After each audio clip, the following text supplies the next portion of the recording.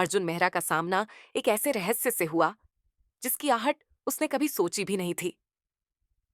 रात का सन्नाटा शहर पर पूरी तरह छा चुका था। अर्जुन मेहरा, एक कर्तव्यनिष्ठ पुलिस अफसर, अपनी शिफ्ट खत्म करने ही वाला था कि वायरलेस पर एक तेज और घबराई हुई आवाज गूंजी। सभी यूनिट्स ध्यान दें। राजमार्ग संख्या 27 पर एक सफेद सेडान बेकाबू हो चुकी है। तत्काल सहायता आवश्यक है।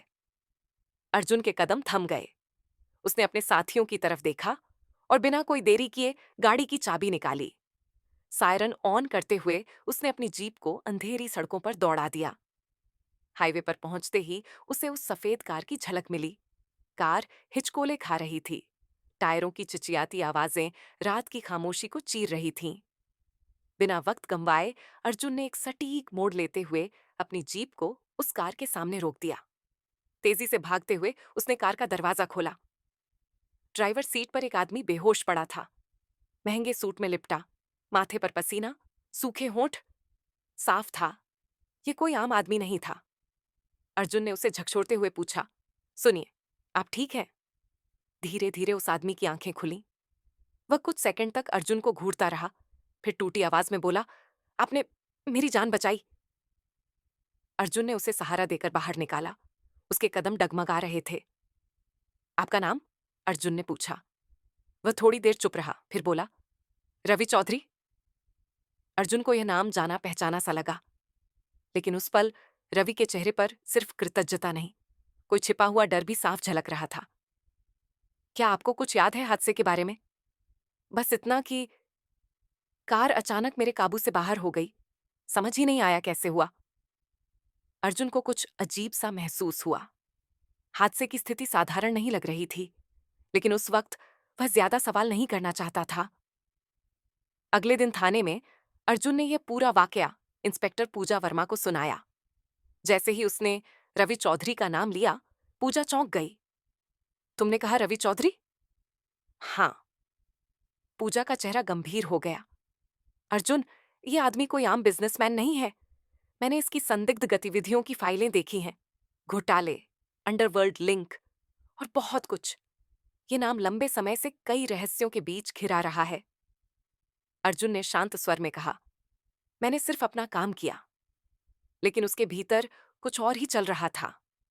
उसे याद आया, आज सुबह जब वह अपने घर से निकला तो गली में 3 काली गाड़ियां खड़ी थीं।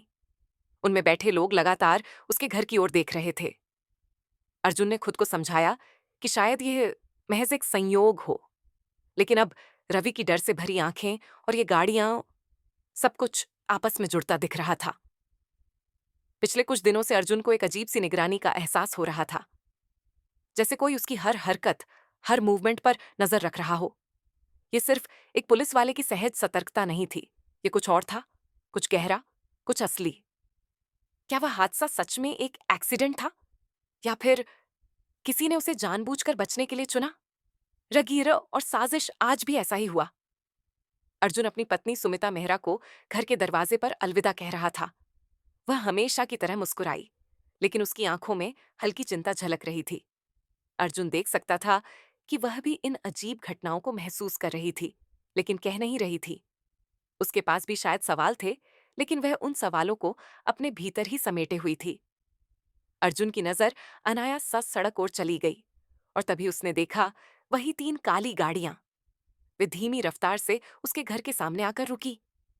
इस बार उनमें से एक गाड़ी का दरवाजा खुला। एक लंबा गठीला शरीर वाला आदमी बाहर निकला। उसकी चाल में अजीब सा आत्मविश्वास था, जैसे वो खुद को किसी भी परिस्थिति में विजेता समझता हो। उसके पहनावे से साफ था कि वह साधारण आदमी नहीं था। महंगे सूट, चमकते जूते और एक सधी हुई चाल। लेकिन जो चीज सबसे ज्यादा ध्यान खींच रही थी, वह उसकी आंखें। उन आंखों में एक अजीब सा ठहराव था, एक तरह की ठंडक जो किसी अनुभवी शिकारी में होती है। रवि चौधरी आपसे मिलना चाहते हैं, उस आदमी ने बिना किसी भूमिका के कहा।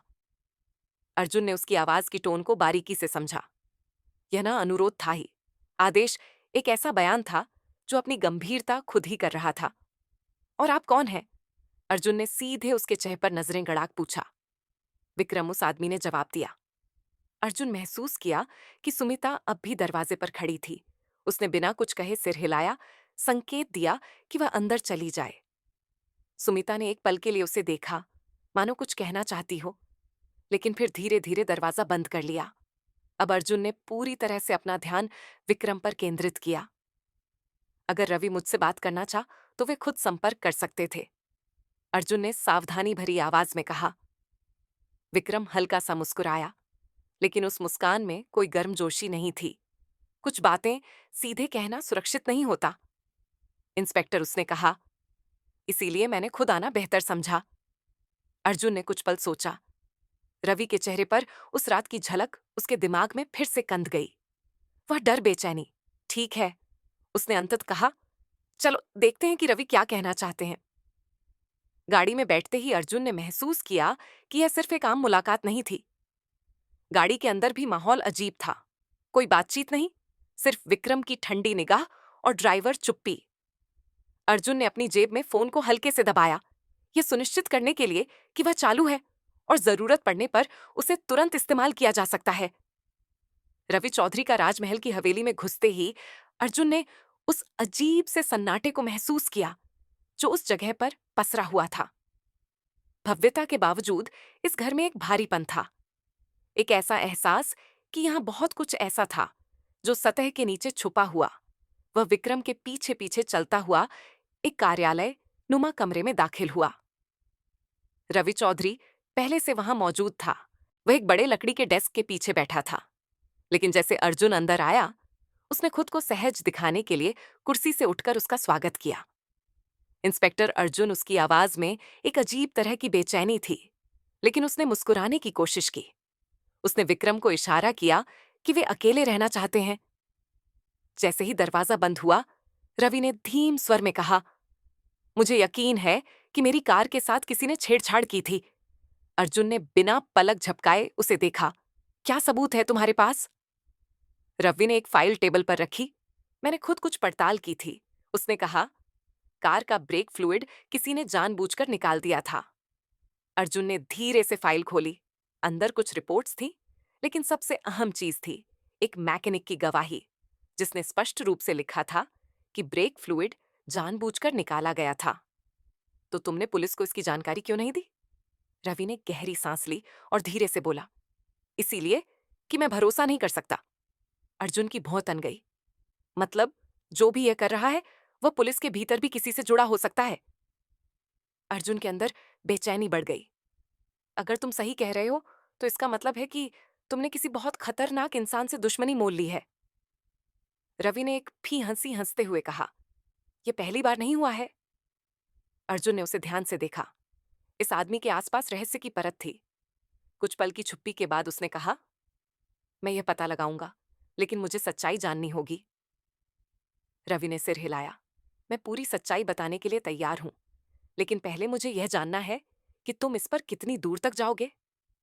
थाने में चर्चा अर्जुन ने यह पूरी बात इंस्पेक्टर पूजा वर्मा को बताई। पूजा ने फाइल पर एक नजर डाली और कुछ देर तक चुप रही। अगर यह सच है तो मामला गंभीर हो सकता है, उसने कहा। हमें यह पता लगाना होगा कि रवि चौधरी का दुश्मन कौन है और क्यों उसे मारना चाहता है। अर्जुन ने गहरी सांस ली और सबसे जरूरी सवाल, क्या पुलिस के भीतर भी कोई इसके पीछे है? पूजा ने उसकी आंखों में झांकते हुए कहा, अर्जुन, यह मामला जितना दिख रहा है उससे कहीं ज्यादा पेचीदा हो सकता है। डाक कब्जा, साजिश का पर्दाफाश। और फिर गंभीर लहजे में प्रिया ने कहा, अगर यह सच है कि कोई रवि को मारना चाहता था, तो हमें समझना होगा कि आखिर वे कौन लोग हो सकते हैं। अर्जुन ने सिर हिलाया। क्या तुम्हें कोई अंदाजा है? प्रिया ने कुछ कागज निकाले। पुरानी फाइलों में एक नाम बार बार आया है, नारायण की छाया। अर्जुन ने यह नाम पहले नहीं सुना था। कौन है? ये एक रहस्यमय समूह जो अमीरों को ब्लैकमेल करके पैसे वसूल है। वे प्रत्यक्ष रूप से सामने नहीं आते, लेकिन जिनका नाम इस ग्रुप से जुड़ा, वे या तो गायब हो गए, मगर अर्जुन ने सोचा, अगर रवि का एक्सीडेंट इसी ग्रुप से जुड़ा था, तो इसका मतलब है कि या तो उसने कोई डील तोड़ दी या वे अब उनसे पीछा छुड़ाना चाहता है। आरक तरह बढ़ता जा रहा था। इसी बीच सुमिता घर पर अकेली थी। तभी एफ बजा। उसने रिसीवर उठाया। हेलो। कोई जवाब नहीं आया, बस हल्की सी सांसों की आवाज, और फिर लाइन कट गई। कहीं यह सब सिर्फ एक इत्तेफाक तो नहीं? अर्जुन और प्रिया ने पूरी रात दस्तावेजों की छानबीन की, हर उस कड़ी को जोड़ने की कोशिश जिससे यह पता चले कि रवि चौधरी की कार दुर्घटना वास्तव में एक दुर्घटना थी या कोई साजिश। आखिरकार वे उस रिपोर्ट तक पहुंचे जिसने मामले की पूरी तस्वीर साफ कर दी। विक्रम कोई मामूली आदमी नहीं था। वह सिर्फ रवि का सुरक्षा प्रमुख नहीं था, बल्कि नारायण की छाया नामक आपराधिक संगठन का सक्रिय सदस्य था। दस्तावेजों से यह साफ हुआ कि रवि लंबे समय से इस संगठन जुड़ा हुआ था, लेकिन हाल ही में उसने खुद को इससे अलग करने की कोशिश थी। यही उसकी सबसे बड़ी गलती थी। जो भी संगठन का हिस्सा बनता, वह कभी भी आसानी से बाहर नहीं निकल सकता था, और जो निकलने की कोशिश करता, उसका अंजाम अक्सर मौतकण होती। तो यही वजह है कि रवि को खत्म करने की कोशिश गई, प्रिया ने रिपोर्ट को घूरते हुए कहा। और यही वजह है कि विक्रम लगातार मेरे आसपास मंडरा रहा था। अर्जुन ने ठंडी आवाज में कहा, आया क्या? रवि निर्दोष था। इसका मतलब है कि रवि खुद भी पूरी तरह निर्दोष नहीं है। अर्जुन ने गहरी सांस लेते हुए कहा, कोई भी ऐसा आदमी जो इतने सालों तक इस संगठन के साथ रहा हो, वह पूरी तरह निर्दोष नहीं सकता। लेकिन सवाल यह है कि वह अब क्यों बाहर निकलना चाहता था? शायद डर, प्रिया ने कहा, या फिर कोई और वजह। अब इस मामले को सुलझाने का सिर्फ एक ही तरीका था, विक्रम को पकड़ना और उससे सच उगलना। एक खतरनाक जाल। अर्जुन और प्रिया ने एक जाल बिछाने का फैसला किया। उन्होंने विक्रम को विश्वास दिलाने के लिए झूठी सूचनाएं फैलाई कि वह रवि के खिलाफ एक महत्वपूर्ण दस्तावेज को एक गुप्त स्थान पर ले जाने वाले थे। ये दस्तावेज कथित रूप से उन सबूतों से भरा था जो विक्रम और नारायण की छाया को कानून के शिकंजे में ला सकते थे। विक्रम बस लालच में आ गया। जाल बिछाया जा चुका था। रात के समय जब अर्जुन अकेले उस स्थान पर पहुंचा जहां फर्जी दस्तावेज का आदान प्रदान होना, विक्रम पहले से ही वहां मौजूद था। लेकिन वह अकेला नहीं था। उसके साथ दो और आदमी थे, दोनों सशस्त्र। विक्रम ने धीरे धीरे अपनी जेब से एक गन निकाली और उसे अर्जुन की ओर तान दिया। दस्तावेज कहाँ है? उसकी आवाज में कोई घबराहट नहीं थी, बस एक अडिग विश्वास कि वह इस खेल में विजेता बनेगा। अर्जुन ने हल्की मुस्कान के साथ कहा, तुम्हें सच में लगता है कि मैं बिना तैयारी के यहां आया हूं? विक्रम की आंखें संकीर्ण हो गईं। तुम रवि को बचाने की कोशिश कर रहे हो? मैं सिर्फ सच जानना चाहता हूं, अर्जुन ने जवाब दिया।